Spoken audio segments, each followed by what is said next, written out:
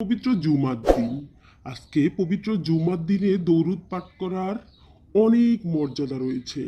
রাসূল সাল্লাল্লাহু আলাইহি ওয়াসাল্লাম বলেন, যে ব্যক্তি আমার উপর একবার দরুদ পড়ে আল্লাহ তাআলা তার উপর 10 বার রহমত বর্ষণ করেন।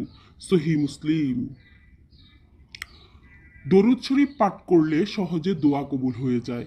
হযরত ওমর বিন খাত্তাব রাদিয়াল্লাহু বলেন, নিশ্চয় বান্দার দোয়া মোনাজাত আসমান ও জমিনের মাঝখানে ঝুলানো থাকে, তার কোনো কিছু আল্লাহ পাকের নিকট পৌঁছে না যতক্ষণ না বান্দা তার নবী সাল্লাল্লাহু আলাইহি ওয়াসাল্লামের প্রতি দরুদ পাঠ করবে। তিরমিজি শরীফ। অন্য আরেক হাদিসে আছে, প্রত্যেক জুমার দিনে তোমরা আমার উপর অধিক পরিমাণে দরুদ পাঠ করো, কারণ আমার উম্মতের দরুদ প্রতি জুমার দিন আমার কাছে পেশ করা হয়।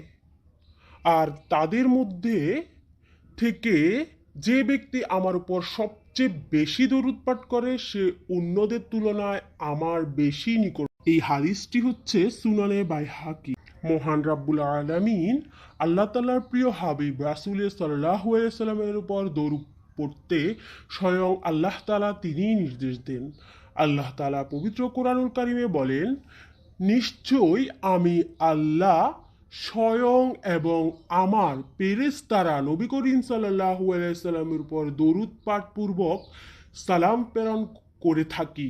হে মুমিনরা, তোমরাও তাহার প্রতি দরুদ পাঠ করো এবং সালাম প্রেরণ করো। সূরা আহজাবের আয়াত 9। তো আসল মুসল্লিরা, আমরা জেনেছি পবিত্র জুমার দিন দরুদ পাঠের কত বড় মর্যাদা আল্লাহ রাব্বুল আলামিন রেখেছেন। আমরা সবাই পবিত্র জুমার দিনে অনেক বেশি বেশি করে আমাদের প্রিয় নবী হযরত মুহাম্মদ সাল্লাল্লাহু আলাইহি সাল্লামের উপর দরুদ পাঠ করব।